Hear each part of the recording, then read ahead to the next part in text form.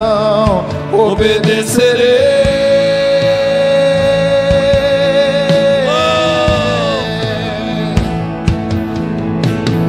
Cura meu coração, faz de mim tua vontade, pois só a tua vontade eu posso me completar.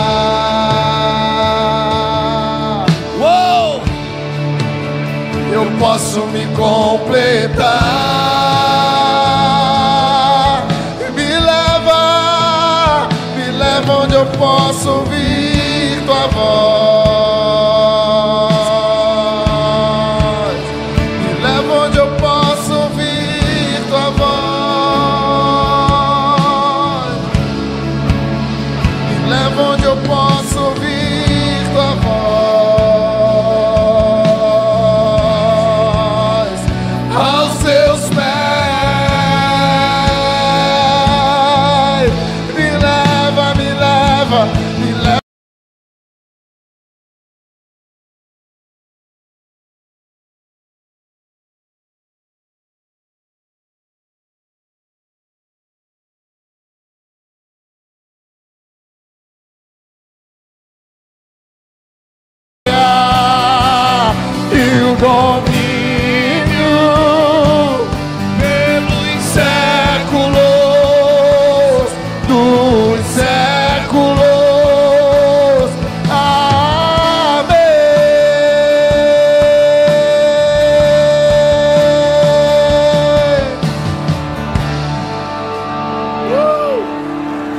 Glória a Deus!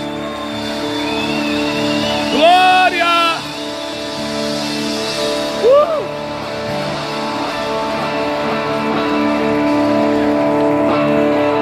Mateus 5,13.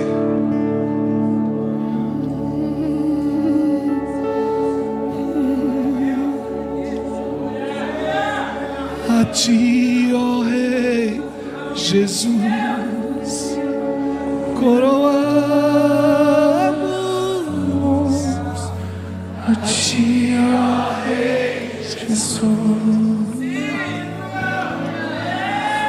adoramos o teu nome, nos rendemos aos teus pés, consagramos todo o nosso ser a ti.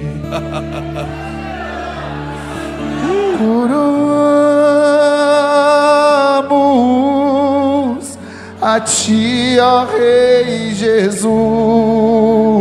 Coroamos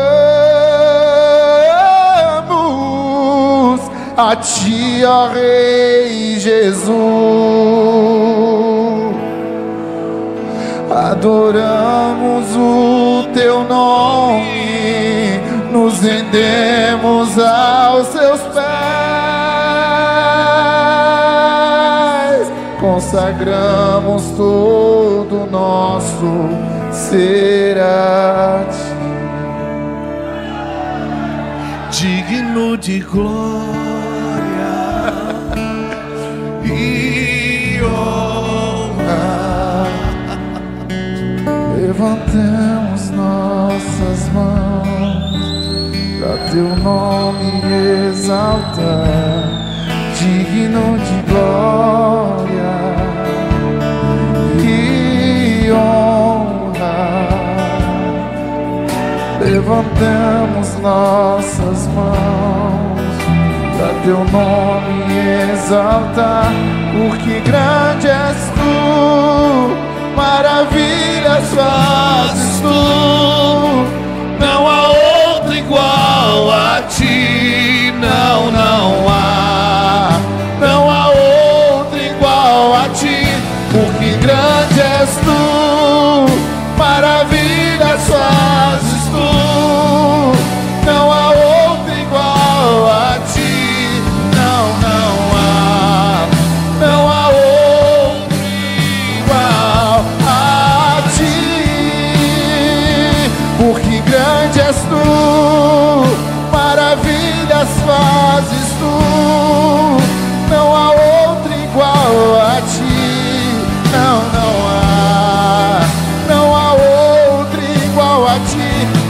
grande és tu, maravilhas fazes tu, não há outro igual a ti, não, não há outro igual. Agora deixa eu pregar.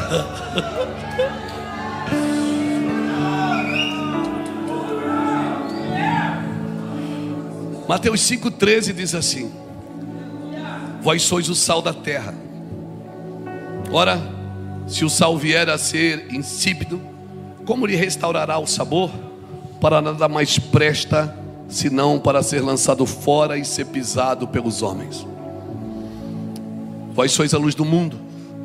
Não se pode esconder uma cidade edificada sobre um monte, nem se acende uma candeia para colocá-la debaixo de um alqueire, mas no velador, e ilumina todos os que se encontram na casa. Assim brilhe a vossa luz diante dos homens, para que eles vejam as vossas boas obras e glorifiquem o Pai que está no céu. Eu vou ler em outra tradução: vós sois o sal da terra, mas se o sal perder o sabor, para quem servirá? É possível torná-lo a ser salgado outra vez? Será jogado fora e pisado pelos que passam, pois não servem para mais nada. Vocês são a luz do mundo, e é impossível esconder uma cidade construída num alto monte. E não faz sentido acender uma lâmpada e depois colocá-la sob um cesto. Pelo contrário, ela é colocada num pedestal, onde ilumina todos os que estão na casa. Da mesma forma, suas boas obras devem brilhar, para que todos vejam e louvem ao Pai que está nos céus. Amém, irmãos? Louvem ao Pai que está no céu. Essa é a identidade apostólica da igreja. Jesus descreve a igreja como sal da terra e luz do mundo. Pronto, você não precisa ser mais nada. Sal da terra e luz do mundo, simples assim. Foi isso que Jesus falou. Ele disse: enquanto eu estou no mundo, eu sou a luz do mundo. Mas depois ele disse: vós sois a luz do mundo.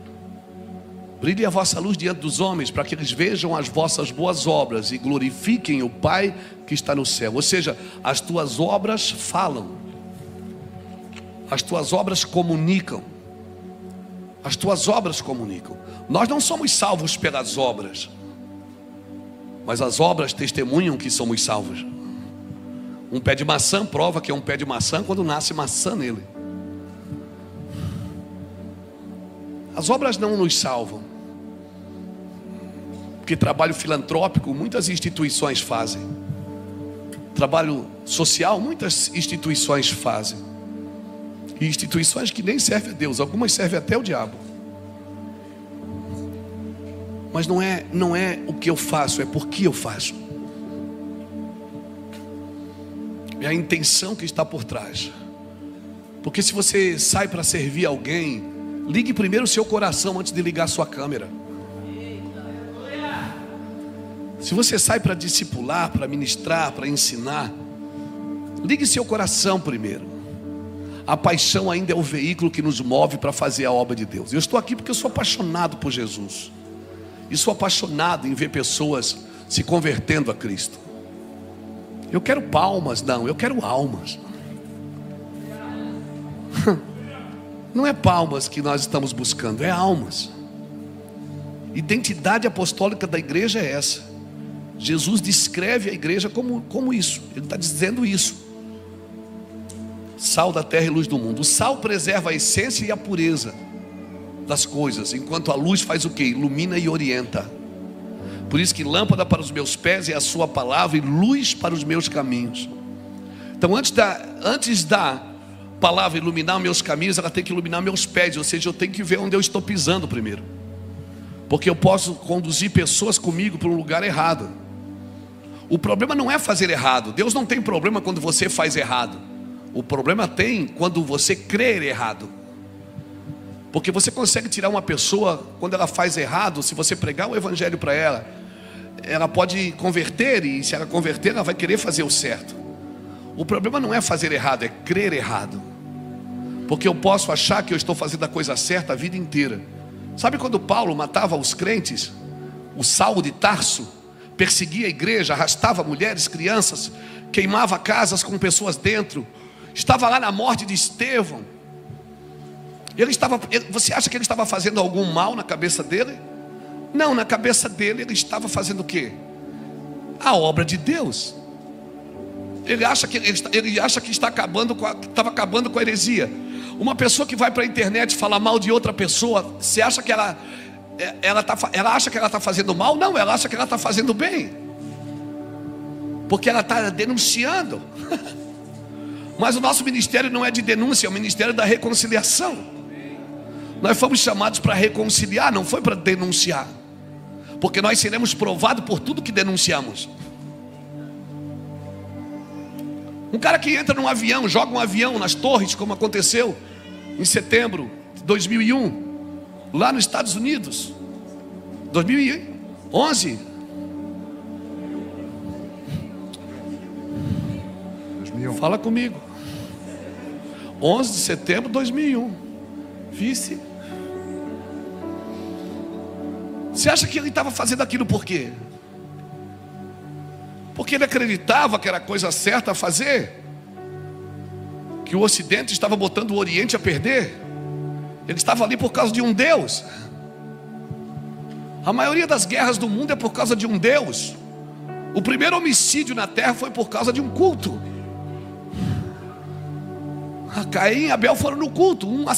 Deus aceitou o culto dele e não aceitou o culto do outro. E o problema muitas vezes não é não ser aceito por Deus, é ver o outro sendo.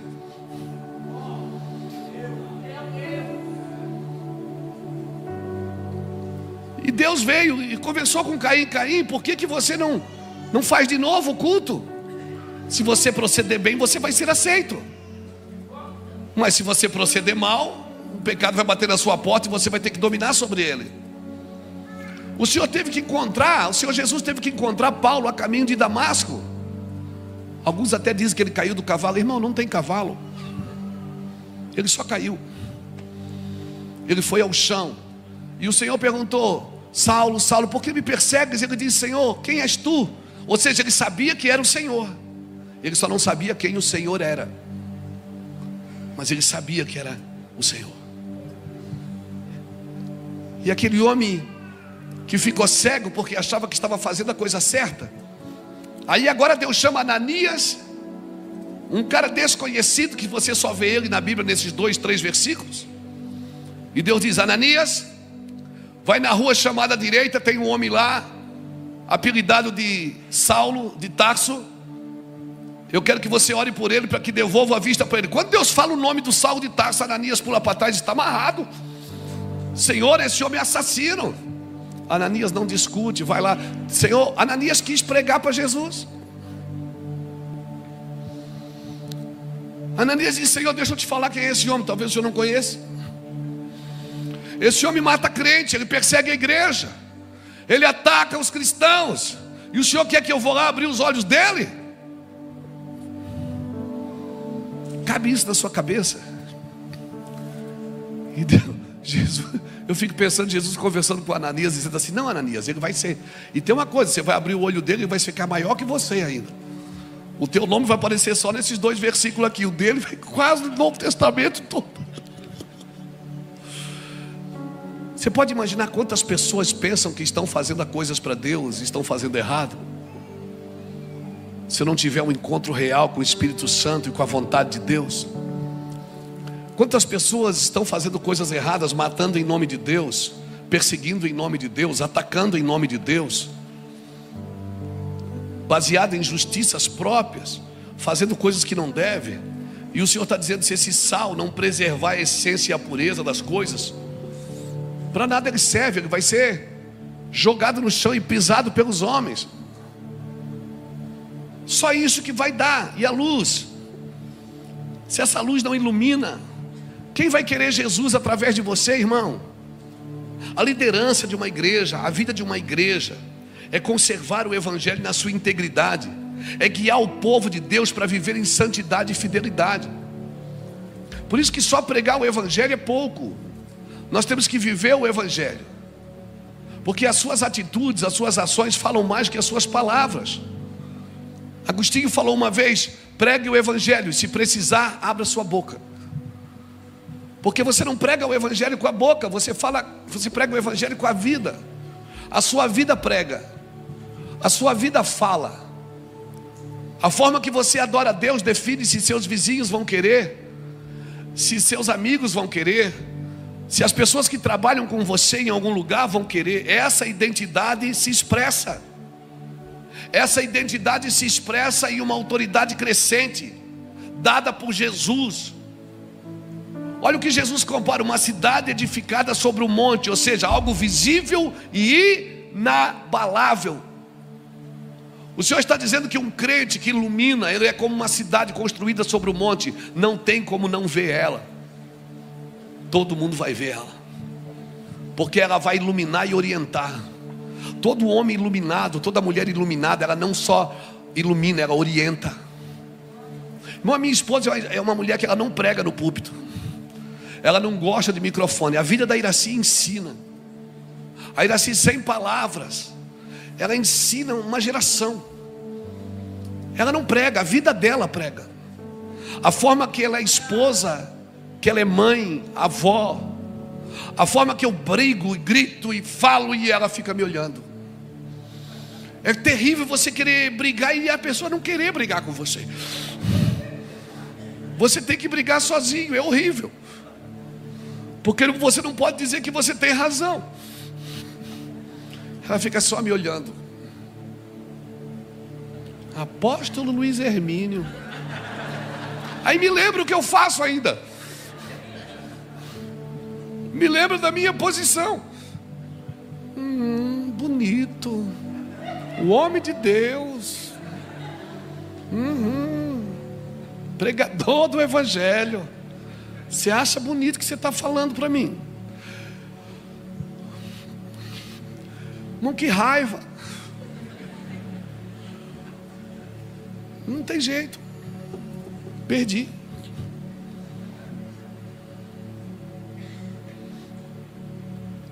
A sua vida prega. Seu casamento prega. A forma que você lidar com o dinheiro prega. A forma que você responde às pessoas que te ofendem prega. A forma que você agride prega. Tudo que você faz. Salmo 103 diz: bendize a minha alma ao Senhor, e tudo que há em mim, bendiga o seu santo nome. É Ele que perdoa todas as suas iniquidades, sara todas as suas enfermidades, redime a tua vida da perdição, te coroa de amor e de compaixão, faz com que as tuas forças se renovem como a de uma águia. Tudo porque tudo que há em você bendiz o nome do Senhor. Deus não quer seu dinheiro, Deus quer você, o seu coração. Porque se Ele tem o seu coração, Ele tem tudo que é seu: o seu carro, a sua casa. Ele tem a sua vida, Ele tem seus sentimentos e pensamentos. E a forma que você usa o seu dinheiro define sim se você tem ou não tem o caráter de Jesus. A forma que lidamos com coisas materiais, a forma que lidamos com vidas, com pessoas. Sabe aquela pessoa que você não gosta dela? Sabe aquela pessoa que você odeia? Essa que você pensou nela agora. Jesus quer salvar ela. Jesus não tem problema com ela, quem tem problema é você. Jesus queria usar você para salvar ela, mas não pode, você está de mal.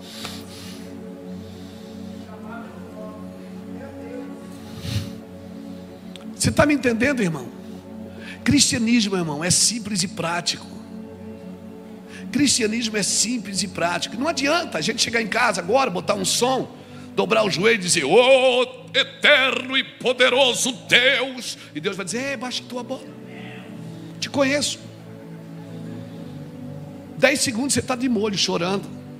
Nós queremos enfeitar para Deus. Queremos enfeitar, irmãos. Eu me lembro quando eu comprava as fitas cassetes dos pregadores que estavam em evidência na época, que eu queria ser um pregador. Eu orava e jejuava e ia para o monte, e meu Deus, trazia os gravetos que acendia para casa, e em casa eles acendiam de novo. Loucura, irmão. Estava nas casas de recuperação por aí tudo, pregando o evangelho. Era o único lugar que me deixavam pregar. Me dava oferta, a janta. O único lugar que eu pregava. E eles não sabiam muito também. A gente falava qualquer coisa, eles diziam: é verdade.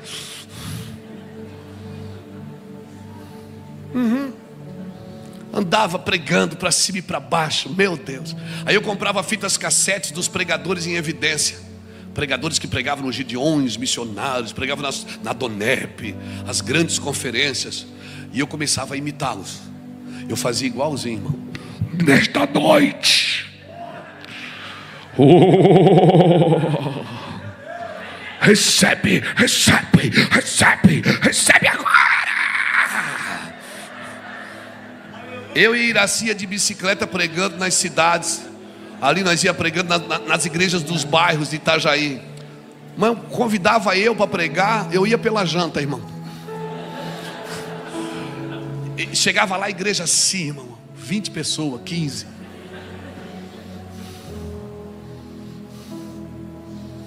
Eu e Iraci de bicicletinha, ela sentada no bagageiro, deixava as crianças com alguém, nós íamos. Eu chegava lá, pregava, e nessa noite. E tinha um irmão que tinha me dado uma camisa que ele queimou com ferro de passar roupa. E eu não podia tirar o paletó, senão aparecia a marca do ferro.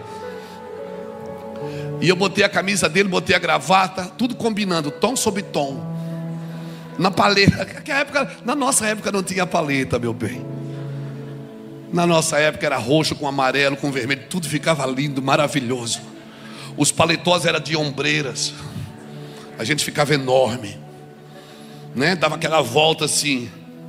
A gente era muito magrelinha. A mãe fazia as pences na calça. Tinha calça que o bolso colava um no outro, de tanta pence que tinha. Se ia botar o dinheiro num bolso, caía no outro. Terrível. Cabelo, gelzão repartido no meio com gel assim, parecia um búfalo do Beto Carreiro. A nossa mensagem era essa. Eu falava 1 quilo, o cara entendia 100 gramas. Suava, amém. Todo mundo dizia amém. Meu Deus, irmão. Eu me lembro que uma vez eu expulsei o demônio de uma mulher. Ela mordeu meu braço, eu peguei o braço dela, mordi também.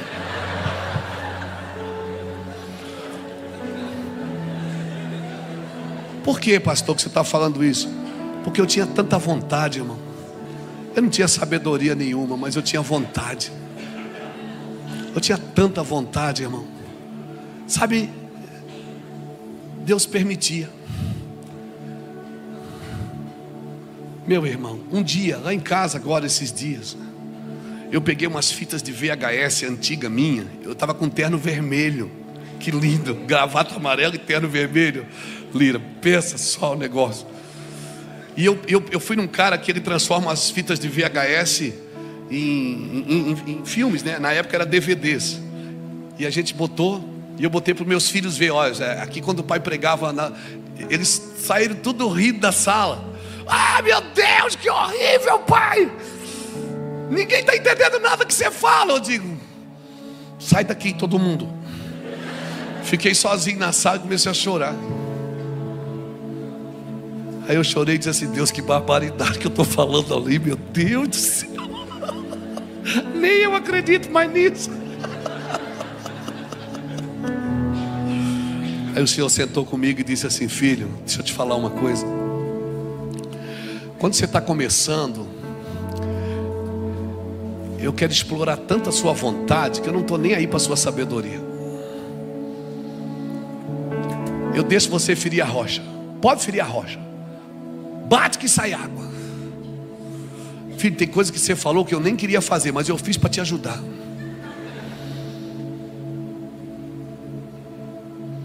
Irmão, era uma enxurrada de coisas. A gente voltava para casa no céu, irmão. Chegava em casa do culto, a gente queria orar mais. A gente queria jejuar mais. Eu jejuava, eu comia 1 vez por semana, 2 vezes por semana. Era uma loucura. Pesava 54 quilos, 1,83 m com 54 quilos. Parecia um birimbau torto. Assim, ó, só tinha cabeça. De frente eu estava de lado eu já tinha ido. De cima era um pingo. Hoje é legal falar disso porque dá vontade de rir mesmo. Mas eu olhando para aquele dia, irmãos, lá na minha casa, o Senhor disse: Luiz, teve um tempo que você feriu a rocha e eu deixei. Mas agora, Luiz, você não pode mais ferir a Rosa, porque agora a gente é amigo. Você me conhece.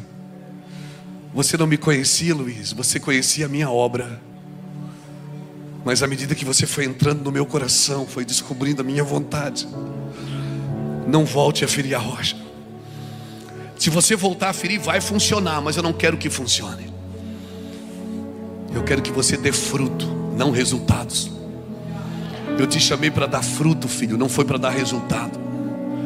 O fruto é diferente de resultado. Tem muita coisa na obra de Deus dando resultado, mas não está dando fruto. A palavra que o Senhor deu para Adão em Gênesis capítulo 1, versículo 26 ao 28, Ele disse para Adão, o primeiro homem da terra, Deus disse, e abençoou Deus a Adão, e disse, frutificai, multiplicai, enchei a terra e sujeitai-a. Querido, primeiro você precisa da bênção de Deus. Porque a igreja não abre, o que abre é açougue, padaria. A igreja nasce. Nasce de alguém que está disposto a morrer por aquilo. Homens que estão dispostos a morrer. Você não pode matar quem já morreu. Homens que estão dispostos a sair da frente, deixar Deus fazer. Sabe por que a arca de Noé não afundou? Porque foi Deus que deu as medidas, e a arca não tinha leme. Ou seja, Noé construiu, mas não dirigiu. Quem dirige é o Senhor de tudo que você faz. Você pode construir, mas quem dirige é o Senhor, não é você. E se você permitir Deus dirigir, você vai se tornar grande naquilo que você está fazendo para Deus. Solta o leme, deixa Deus levar. Aquela música que a gente canta, solta o cabo da nau, toma o remo na mão e navega com fé em Jesus. É isso. Solta o leme, solta a direção. Você quer dar conselho para Deus, você quer dizer como Deus tem que fazer, e Deus diz, não, você não sabe. Você não sabe, pensas que és rica, pensas que não te falta nada, mas tu não sabes que tu és miserável e pobre e segue nua. Mas se tu comprar ouro puro de mim, tu serás rica. Se tu comprar colírio para os seus olhos, tu vai enxergar o que eu estou mostrando. Se tu comprar de vestes brancas, tu serás pura. Esse é o último estágio da igreja na terra. Aquele dia eu aprendi uma lição com o Senhor na sala da minha casa sozinho, e eu também estava rindo de mim. Eu digo, meu Deus, que barbaridade, Jesus. Como é que o Senhor permite uma coisa dessa? Ele disse, Luiz, porque quando você está começando, você tem mais vontade do que sabedoria. E aí eu quero mostrar para todo mundo que eu estou contigo. Mas agora eu não vou mais mostrar para todo mundo que eu estou contigo. É você que tem que mostrar que você está comigo. Agora é você que mostra, Luiz, com quem você anda, em quem você acredita, aonde você gasta os seus recursos, aonde você gasta o seu tempo. Agora é você que vai mostrar para o mundo com quem você está, quem governa a sua vida. Não, cristão, ser só crente é muito pouco. A igreja sempre foi construída pela base de autoridade que é Cristo. E nós fomos chamados para ter um fundamento que é Cristo. Ninguém pode pôr outro fundamento. E cada um veja como constrói sobre esse fundamento. Nós fomos chamados para refletir ao mundo o reino que não pode ser abalado. Nós fomos chamados para refletir ao mundo um reino que não pode ser abalado. Um reino que não pode ser abalado. Todo o reino material, todo o reino dos homens um dia vai se prostrar a Jesus. Todo homem um dia se prostrará a Jesus. Se você ler Hebreus capítulo 12, você vai ver a liderança apostólica e o Monte Sião, um comparativo. O autor de Hebreus, ele apresenta uma transição crucial aqui, do Monte Sinai, representando a antiga aliança, para o Monte Sião, representando a nova aliança, simbolizando a nova aliança em Cristo. Sião é o lugar da autoridade espiritual, da reconciliação. A cruz é o lugar da reconciliação. É onde a graça se manifesta, irmãos. Eu não estou dizendo para você ser perfeito, porque ninguém consegue. Por isso que ele diz: anda na minha presença e ser perfeito. Porque o único lugar que me torna perfeito é na presença dele. Porque a perfeição dele cobre toda a minha imperfeição. Se eu ando com Jesus, quando o diabo me olha, não vê eu, ele vê Jesus. Ele vê a autoridade de Cristo. Porque a autoridade de Cristo é a tua recompensa. O Senhor, quando mandou a gente pregar o Evangelho, a última palavra que ele falou em Mateus capítulo 28, do versículo 18 em diante, ele diz: foi-me dado toda a autoridade nos céus e na terra. E essa palavra autoridade, ela vem da palavra exousia, que quer dizer autoridade jurídica, autoridade territorial, autoridade física, autoridade legislativa, executiva, judiciária. Então ninguém tem autoridade na terra se não for por Cristo. Ninguém pode se mover se não for por Cristo. E quem está se movendo na sua autoridade sem Cristo vai pagar um grande preço. Então não tenha medo do caos. Mas o Brasil está se perdendo, o Brasil está destruído, a igreja. Ei, a igreja está viva. Eu vou em muitas igrejas no Brasil toda semana. Semana que vem eu estou em Brasília, em 2 igrejas. Na outra semana eu estou no retiro em Balneário Camboriú do nosso ministério. Na outra semana eu estou em Portugal, Lisboa, Braga, Porto. E eu nunca fui num lugar nessa terra, nas mais de 50 nações que eu já fui, que Deus não estivesse lá. Todo lugar que eu subi para pregar, Deus estava lá. Então não existem lugares difíceis, existem lugares que ainda não foram profetizados.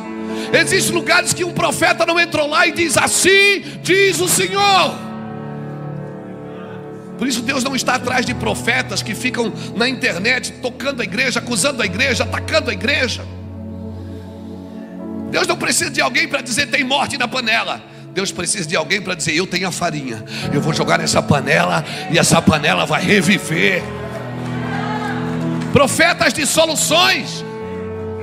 Deus não precisa de ninguém num vale de ossos secos para dizer: os vales, está tudo seco. Não, Deus precisa de alguém para dizer: ossos secos, vivam.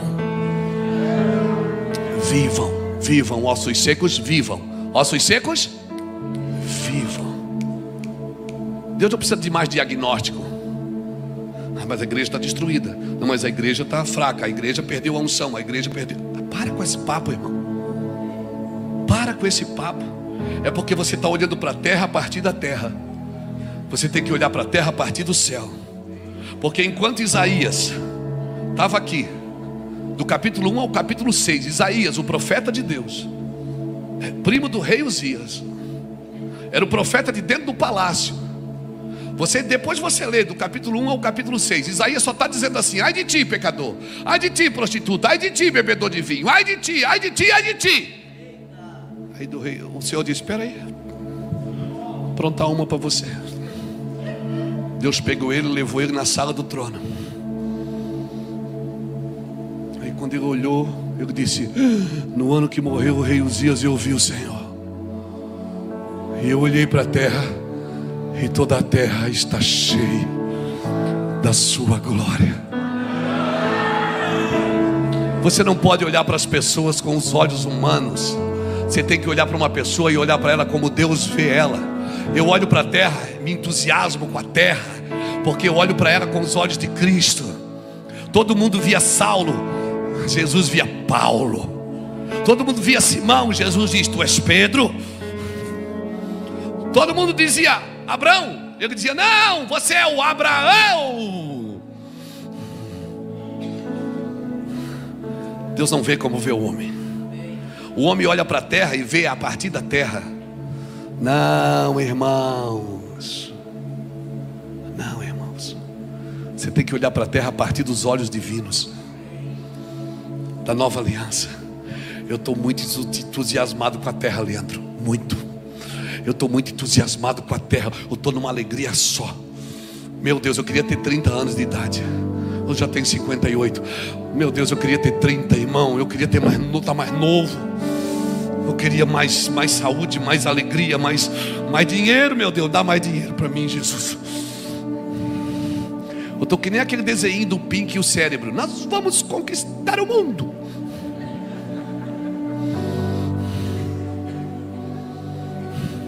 Só os mais velhos riram. Vocês não sabem o que é isso, os mais novinhos aqui.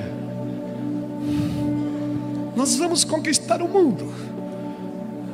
Rapaz, eu estou que nem o... Rapaz, nós temos que olhar para a terra com os olhos de Cristo. A igreja é viva. A igreja está viva. Então não adianta orar, veio o Espírito Santo. Ele já veio, ele nunca mais subiu, ele está aqui. Não trate o Espírito Santo na terceira pessoa. Ah, vem meu Deus, desce-me. Não, ele já está aqui, irmão. O Espírito já está aqui. Ele está aqui, ele desceu. Jesus disse, eu vou, ele vai vir. E ele vai estar com vocês todos os dias até a consumação do século. O Espírito já está aqui. Use o Espírito Santo. Deixa ele te usar. Ele já está aqui. Ele não vai vir. Isso é redundante.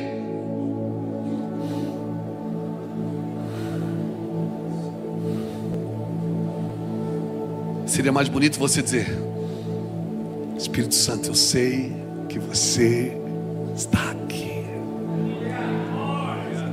Eu sei que você está. Eu estou sentindo você aqui. Vem aqui, me pega, eu quero ver. Quero ver se tu tem coragem mesmo. Não brinca não. Vamos ficar aqui. Eu vim para pregar, para chapaia lá no meu quarto. Eu vim pregar. O problema é que as pessoas querem ter intimidade na frente dos outros. Intimidade com plateia, pornografia.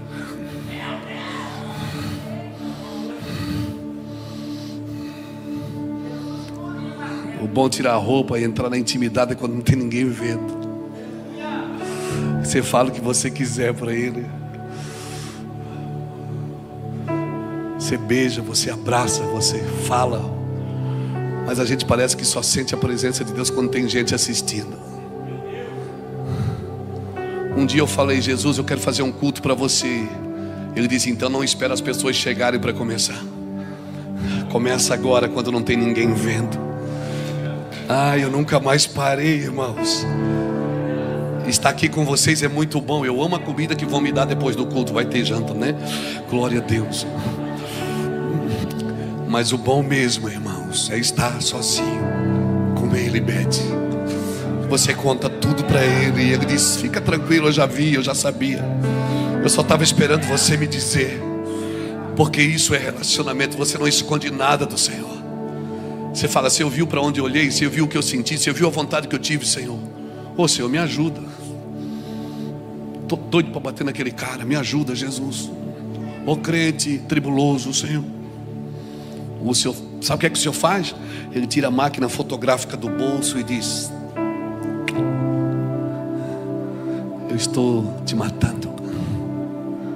Deixa eu tirar uma foto quando você ainda está vivo, para depois que eu te matar você saber como você era difícil.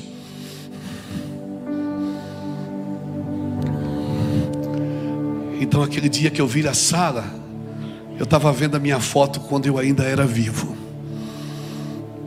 Que eu queria ser o maior pregador do Brasil, que eu queria ter a maior igreja da cidade, que eu queria ser escritor de best-seller, que eu queria viajar o mundo.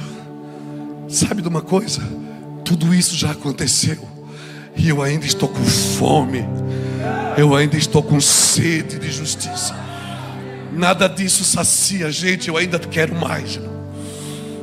Tudo isso que eu pedi já aconteceu. Nada pode substituir a sua presença e a sua glória.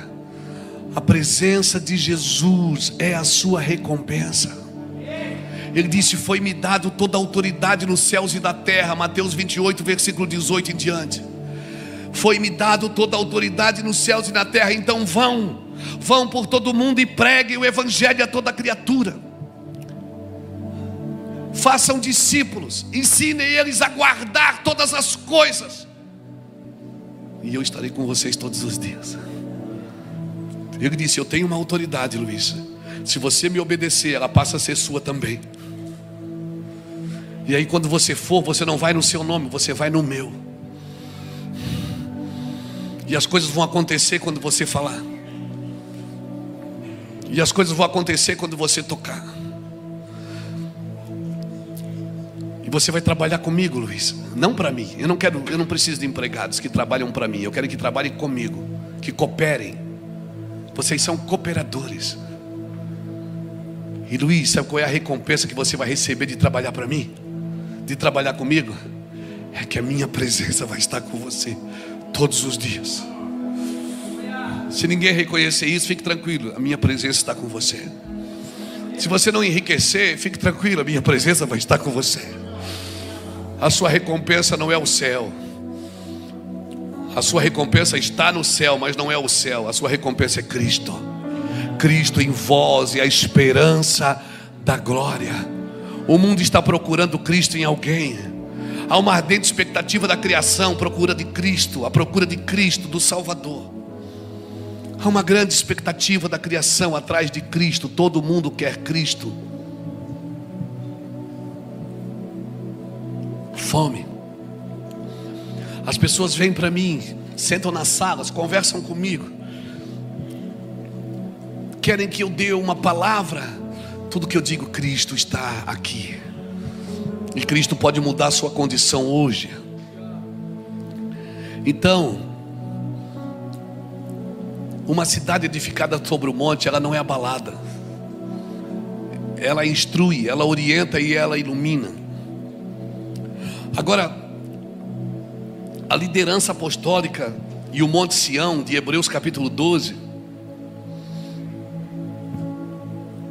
O autor de Hebreus apresenta aqui uma transição crucial, como eu disse, do Monte Sinai, da antiga aliança, ao Monte Sião, representando a nova aliança.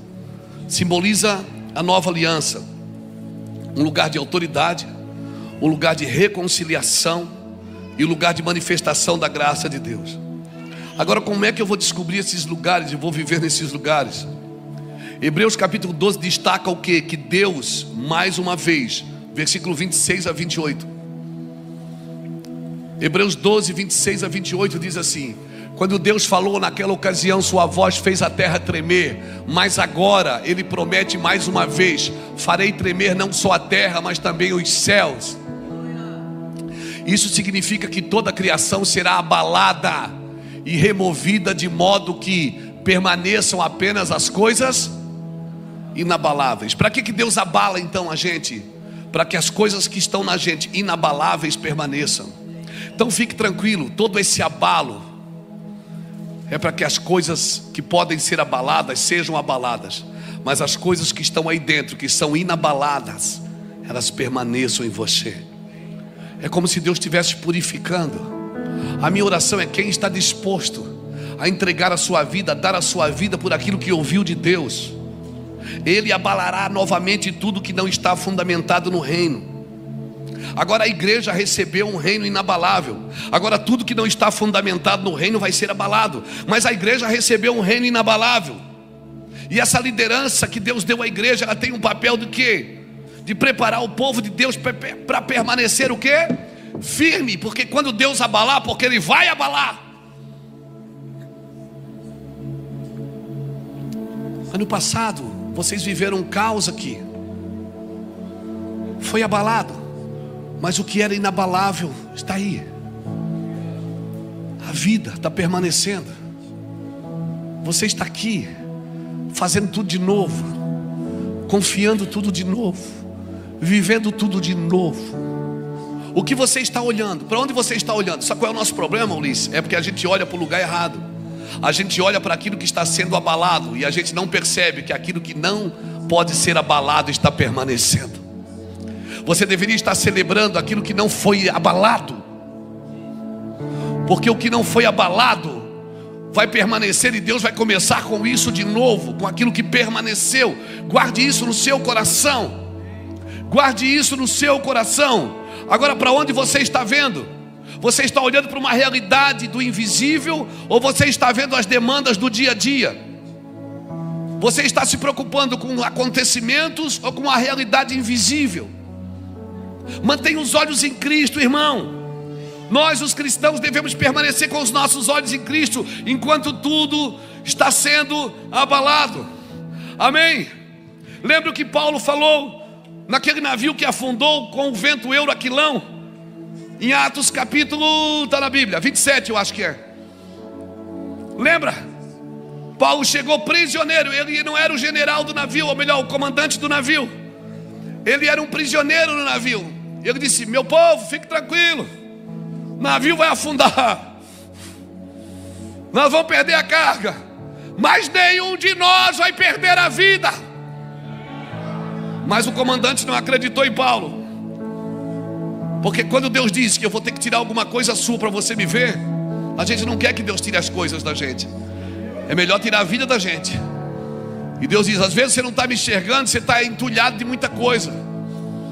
Paulo disse: você vai me ver, vocês vão me ver.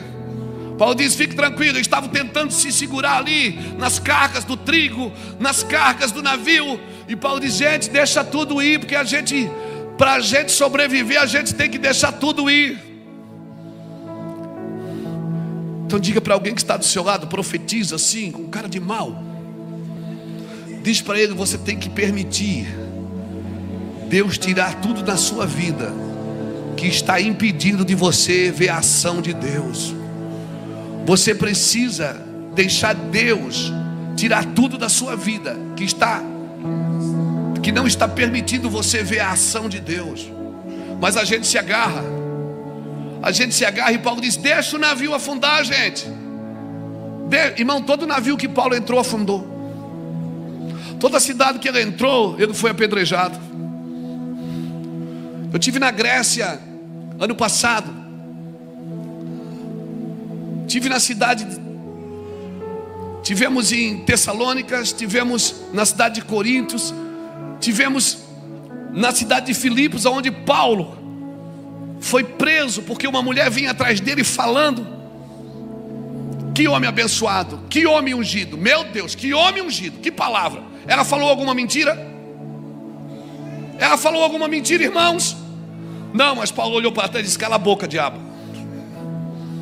O que eu aprendo aqui? Que é muito possível eu viver uma mentira falando só a verdade. É possível viver uma mentira falando só a verdade, porque eu não tenho que falar a verdade, eu tenho que conhecer a verdade. E conhecereis a verdade, e ela vos libertará. Conhecer a verdade não é só falar a verdade, não é só ouvir a verdade, é conhecer, se atrelar a ela. Irmãos, cidades que Paulo tocou, todo lugar ele foi preso. Tivemos em Atenas, onde Paulo foi quase que expulso pelos epicureus da época. Deixa eu te falar uma coisa: modelar o futuro é o seu trabalho desses dias. Mas para onde você está olhando? Para aquilo que está sendo abalado ou para aquilo que está inabalável? Porque talvez você não esteja percebendo. Você diz: eu perdi dinheiro, eu perdi isso, perdi aquilo, está muito difícil. Mas você não está percebendo o homem e a mulher que você está se tornando na presença de Deus. Talvez Deus teve que tirar algumas coisas. Pastor, mas Deus tem que tirar? Não. Se você já desapegou, você não precisa se desfazer. Você só tem que se desfazer daquilo que você não desapega. Segure tudo de mão aberta. Segure tudo de mão aberta. Você é luz do mundo e sal da terra. Você está aqui para manter o sabor, para realçar o sabor. Você está aqui para iluminar e orientar, dar destino a vidas. A liderança apostólica de uma igreja, ela prepara a igreja para ser um exemplo no reino vindouro, vivendo hoje como se já estivesse vivendo uma antecipação do céu. Tem gente que está esperando para ir para o céu, quando o Senhor diz: chama o reino aqui agora. Você tem que chamar o céu aqui. Mas você quer ir, e o Senhor dizer: não, eu quero descer, eu quero ir com você. Venha teu reino, seja feita a tua vontade aqui na terra como é no céu. A identidade de uma liderança, irmão, ela não está no título nem em protagonismo, está em entender o que o Senhor quer fazer na terra. Mas em uma vida que reflete a autoridade de Cristo, ela sempre vai conduzir a igreja para um lugar inabalável. Conduz a sua vida para um lugar inabalável, porque vai abalar, irmãos, e vai ainda abalar mais. Mas o Senhor está dizendo para você: fique tranquilo. E nós ficamos gastando tempo com o altar de Baal, Célio. Você lembra o que Elias fez? Ele subiu no Monte Carmelo, os profetas de Baal estavam fazendo um altar para Baal. Elias não foi lá e chutou o altar de Baal. Ele disse: vocês fazem um altar aí, eu vou fazer outro aqui. O Deus que responder com fogo, esse é o Deus de Israel. Quando você quer denunciar um prédio que está torto, você tem que construir um reto do lado, porque o prédio reto que foi construído denuncia tudo que está torto. Uma vida reta num ambiente, ela denuncia todas as outras vidas erradas. Sem palavra, não precisa dizer eu sou correto, eu sou honesto, eu sou... Não, você não é nada. Você só está construindo um prédio reto.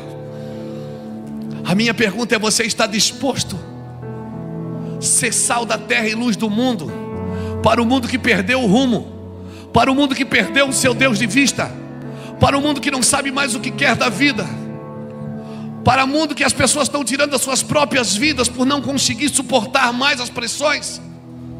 Você quer ser luz do mundo e sal da terra? Você quer dar exemplos no lugar que você se encontra? Meu Deus, irmãos, não gasta tempo com o diabo, irmão. As tribos, quando acampavam no deserto, todas elas ficavam de frente para o tabernáculo, porque o objetivo delas era adorar a Deus no deserto. O objetivo delas não era guardar as costas, era adorar a Deus. Uma geração que adora a Deus está guardada, irmãos. Um povo que adora a Deus está guardado. Use o seu tempo para adorar a Deus. Não gaste tempo com o diabo. Viva uma rotina de obediência, irmãos, e você vai provar o melhor de Deus na sua vida. Eu já contei isso em muitos lugares que eu vou. Não sei se eu contei aqui, eu acredito que sim, mas você vai ouvir de novo.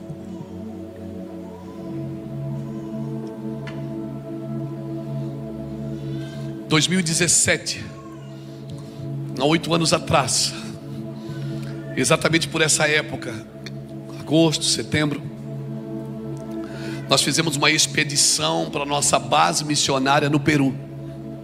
Nós temos uma base missionária dentro do Peru, lá dentro de Quitos. Temos um barco que tem o nome Mevan Missiones. E nós somos em 13 pastores, 13 ou 14 pastores, 14 comigo, se eu não me engano. Fomos numa expedição por uma semana. 8, 9 dias. Dentro da selva. A gente tem uma terra lá dentro da selva amazônica, do lado peruano, nos ribeirinhos. Levamos um médico, o pastor Caio, que é o nosso pastor de Cuiabá e de Nova Mutum, ele é dentista. Levamos o médico e levamos o Caio. Os pastores estavam juntos, muitos pastores, foi maravilhoso. E eu me lembro quando a gente pegou o avião aqui em Guarulhos para Lima, no Peru, e depois a gente pegava outro avião para Pucallpa, e de Pucallpa a Quitos. De Quitos pegava o barco, mais 4 horas ou 5 horas de barco para ir para a base. Eu me lembro quando chegou em Guarulhos, começou a me doer esse ombro aqui, ó. Esse ombro começou a doer o dedão, começou a doer o dedo indicador. Mas eu não falei nada, eu fiquei orando em línguas. Vai passar, em nome de Jesus. Jesus vai dar graça, Jesus vai dar vitória, Jesus... Aleluia. Chegou em Lima, irmão, o negócio piorou. Mas eu não falei nada, fiquei quieto. Esse braço começou a formigar e a adormecer. Entramos para a floresta. Chegou lá em Quitos, eu chamei os irmãos e disse: irmãos, eu estou com uma dor nesse ombro, que eu não consegui dormir. Aí oramos, expulsamos o demônio, né? Demônio do ombro, né? Fizemos de tudo que um crente faz. Nada, No outro dia eu estava com dor, os irmãos fizeram uma tipóia, penduraram o meu braço. Pastor, vamos voltar. Vamos voltar para a terra, vamos pegar um avião, vamos voltar para o Brasil. Eu digo, não, vamos continuar. Porque eu estava em paz. É como se o Senhor estivesse dizendo, fique tranquilo, você não vai morrer aqui não. Eu digo, vocês fiquem tranquilos que eu não vou morrer. Até porque eu não tenho meu coração do lado direito, é do lado esquerdo.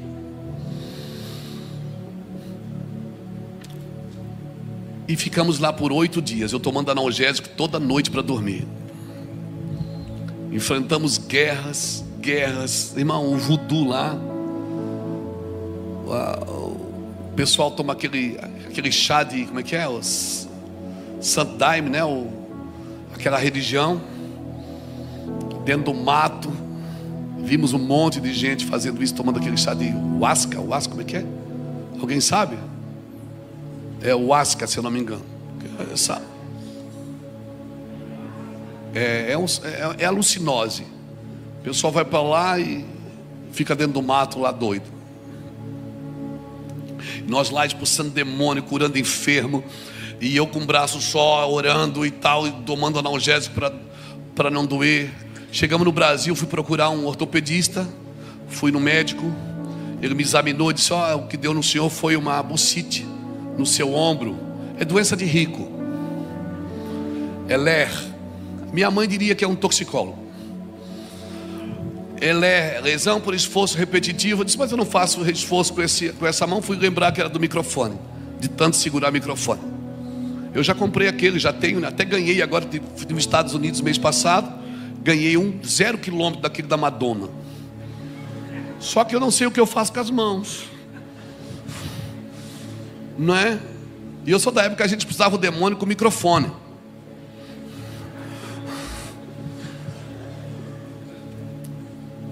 E aí o médico disse, você está com uma bucite no ombro, está atacando seu cotovelo, o braço dói. Eu disse, dói, eu não consigo fechar a mão, doutor. Ele disse, está bem inflamado.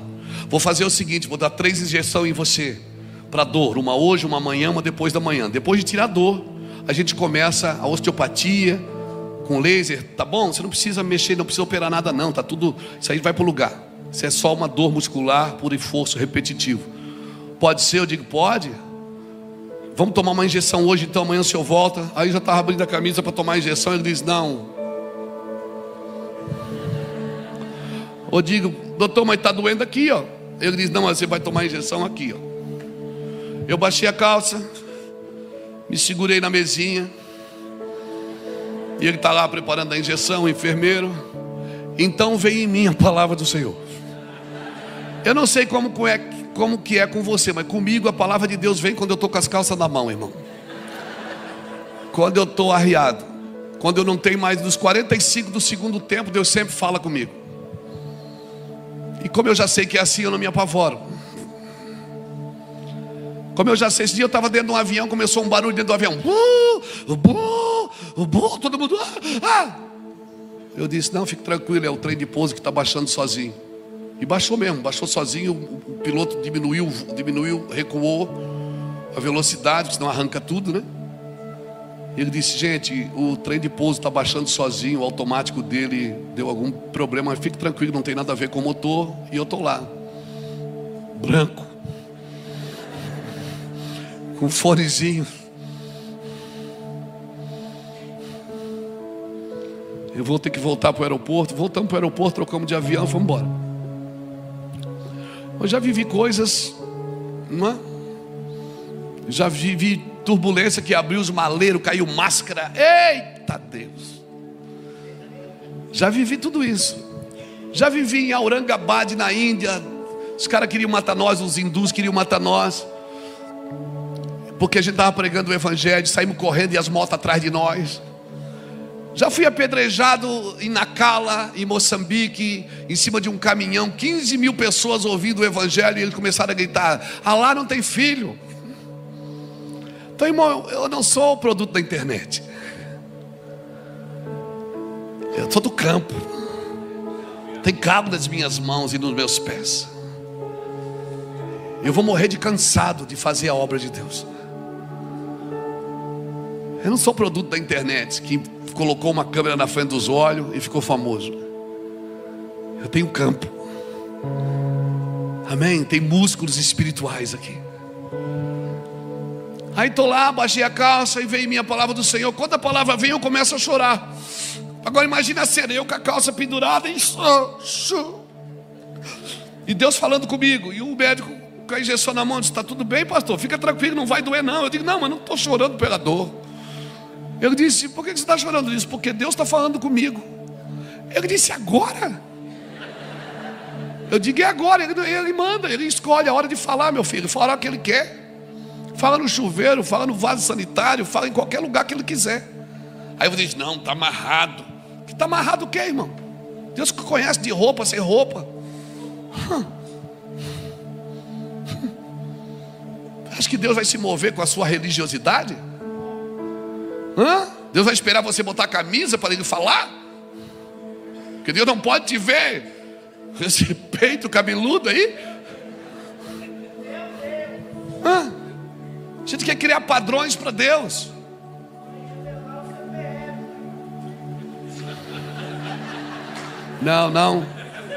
Não, porque eu não acredito nessas coisas.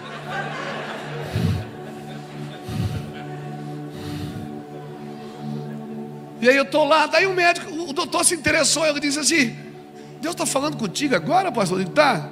Soltou a injeção numa baciazinha de inox. Eu puxei a calça. Ele disse: rapaz, o que é que Deus está falando com você aqui no meu consultório? Eu quero saber. Eu digo: Deus está me dizendo que no Brasil Ele vai levantar homens e mulheres. Vai levantar uma parte sadia do corpo que vai tomar o remédio pela parte doente do corpo. Ele vai levantar homens e mulheres que não vão para a internet acusar a parte doente, mas vão baixar as calças, mostrar a sua nudez e dizer: Deus, aplica a injeção em mim, eu quero curar meu irmão. Ele é do corpo também. Porque se um membro do corpo padece, todo o corpo padece. A minha pergunta é: quantos estão dispostos a mostrar a sua nudez para que Deus possa usar você para curar a parte doente do corpo?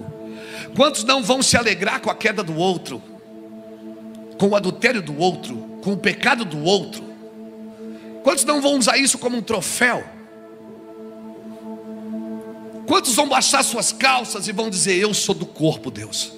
Eu vou chorar por essa igreja que se perdeu. Eu vou chorar por esse irmão que se perdeu. Aplica em mim um remédio, Senhor. Quando eu falo isso, ele deu uma arrepiada, irmão. Ele deu uma arrepiada. E essa foi a mensagem que eu preguei em 2017 e 2018 para o Brasil afora.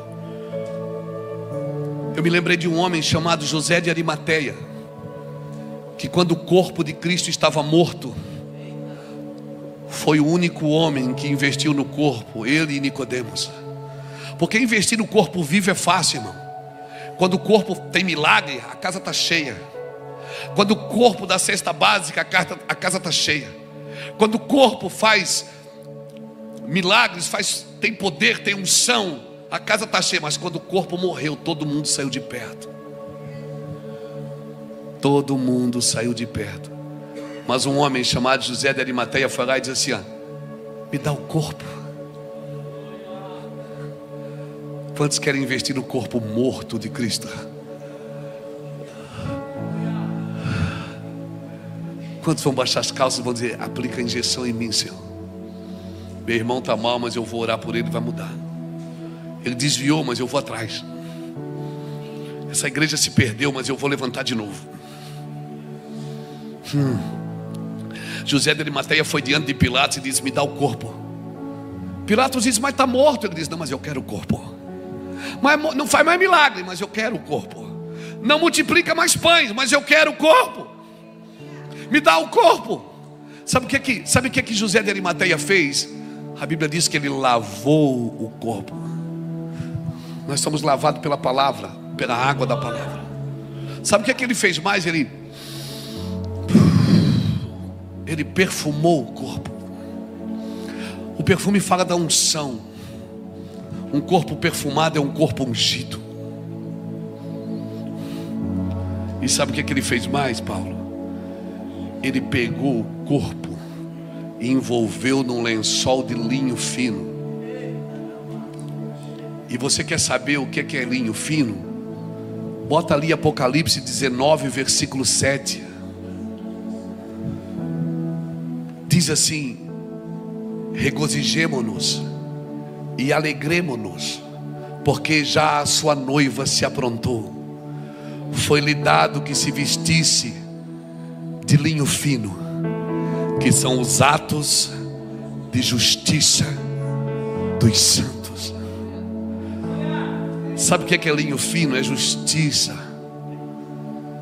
Então um homem que lava o corpo, que perfuma o corpo, que envolve o corpo em justiça, meu irmão, não é para qualquer um, Bete. Sabe quem acredita? Sabe quem investe no corpo morto? Quem acredita que ele vai ressuscitar. José de Arimateia preferiu acreditar no que Jesus havia dito do que aquilo que ele estava vendo. Diante dele tinha um corpo morto, mas o Jesus que estava ali disse um dia para os seus discípulos: eu morrerei, mas eu vou ressuscitar no terceiro dia, e depois eu vou subir aos céus e eu vou preparar lugar. Ele não disse eu vou subir aos céus, ele disse eu vou ao Pai. Jesus nem uma vez falou que ia para o céu. Ele falou eu vou ao Pai, para que onde eu estou, ele já estava, João 14, depois você lê. Para que onde eu estou, vós estejais também. A minha busca no Brasil, irmãos, eu tenho convites para ir morar fora do Brasil. Eu tenho coisas fora do Brasil, tem ministério fora do Brasil. O Senhor disse para mim: fica no Brasil. 2016, há 10 anos atrás, vai fazer agora em fevereiro, eu e a minha esposa estávamos indo morar nos Estados Unidos. Eu, a minha esposa e o Samuel novinho, jogador de futebol, novinho, criancinha. Vamos levar ele para lá, amor? Vamos. Vimos casa, carro, abrimos conta, registramos o ministério. Eu já estava transferindo a igreja para o pastor Lapa.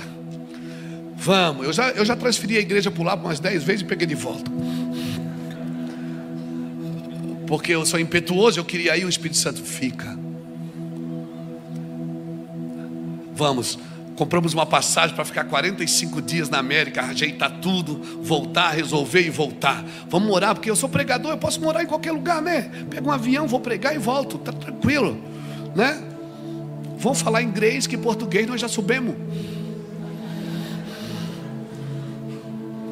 Dentro do avião eu não resolvi escutar um louvor, irmão.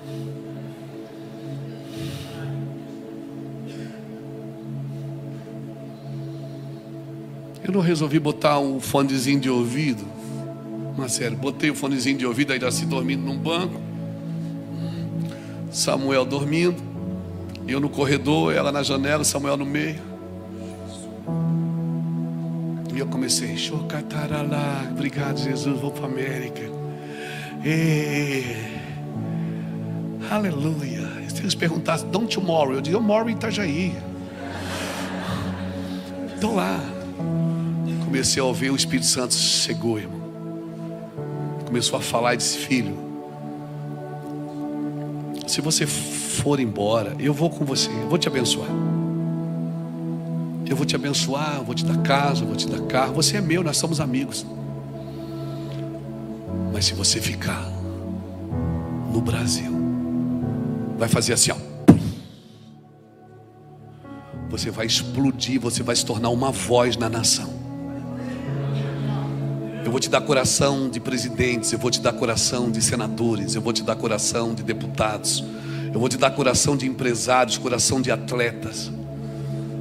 Eu vou te dar homens importantes, desde o homem que dorme na cobertura ao cara que dorme na calçada. Eu vou te entregar corações. Eu comecei a chorar, irmão. Aí Iraci acordou e disse: que foi, amor? Eu disse: Deus está falando comigo. Ela disse: Deus está falando para a gente voltar, né? Abraçamos nós dois e começamos a chorar dentro do voo, irmãos. Chegamos lá, trocamos a passagem, ficamos só uma semana. reuni os irmãos que estavam me levando e disse: gente, vou ter que decepcionar vocês. Deus falou comigo que eu tenho que voltar. Eles disseram: não, pastor, fique tranquilo, volte. Para você ter uma ideia, eles ainda, além de permitir eu voltar, ainda me abençoam todo mês com uma oferta. Volte, pastor. Nós queremos se foi Deus que falou com o senhor, foi. Então nós queremos investir na sua vida, para o Senhor fazer o que o Senhor te chamou para fazer. Irmãos, eu não paro. Toda semana eu estou em algum lugar da terra, perfumando o corpo, lavando o corpo, irmão. Oh meu Deus, envolvendo o corpo no lençol de linho.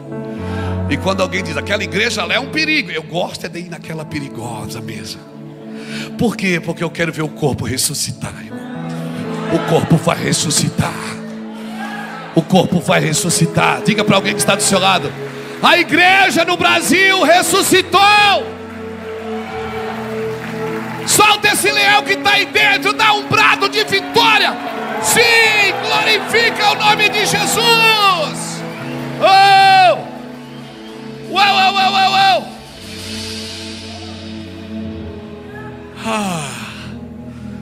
Não se esconde uma cidade edificada sobre um monte.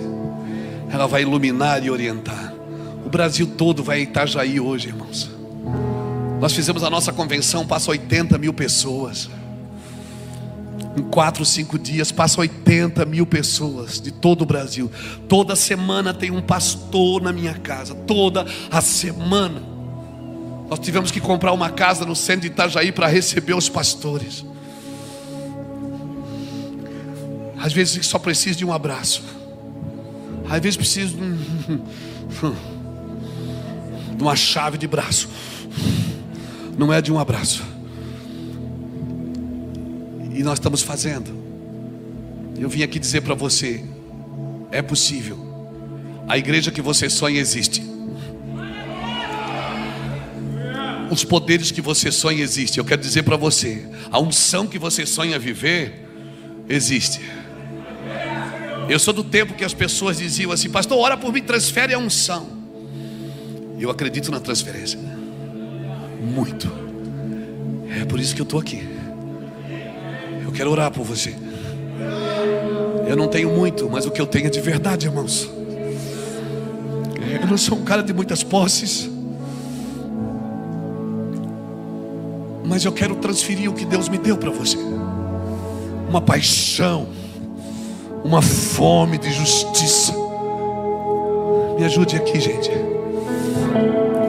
Uma paixão por Deus, uma fome de justiça. Eu quero orar para que você acorde no meio da noite apaixonado por Jesus, gritando. Eu quero orar para que você ouça o nome de Jesus, Jesus chamando o seu nome. Eu acredito sim na transferência. Você vai receber aqui hoje.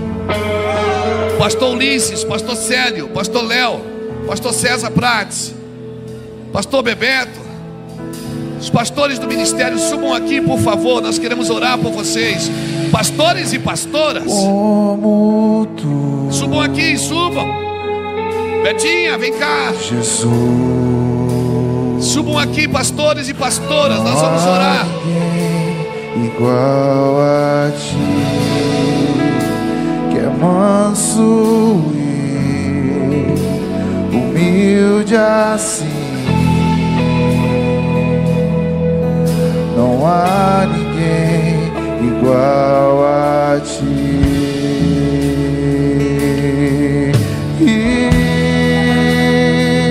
Toque-os, Deus. Não há. Toque-os com teu fogo, Jesus. Não há outro igual. Toque-os com teu fogo, Jesus. Toque-os. Maravilhoso. Toque-os com teu fogo, Jesus. Toque-os. Toque-os com a tua vida, Jesus. Glorioso, tua presença é mais desejável do que o ouro, melhor que a vida é o seu amor maravilhoso, admirável. Toque-os com a tua presença. Toque-os com a tua santidade. Toque-os com a tua vida.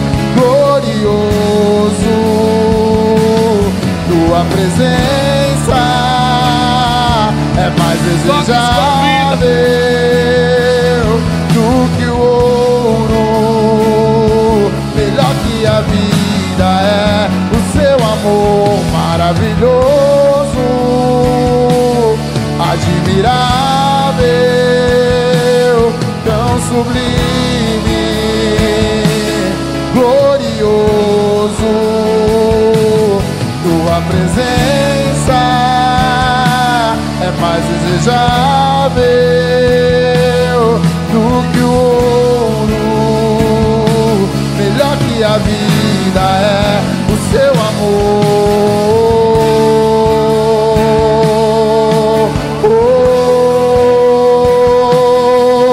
Não há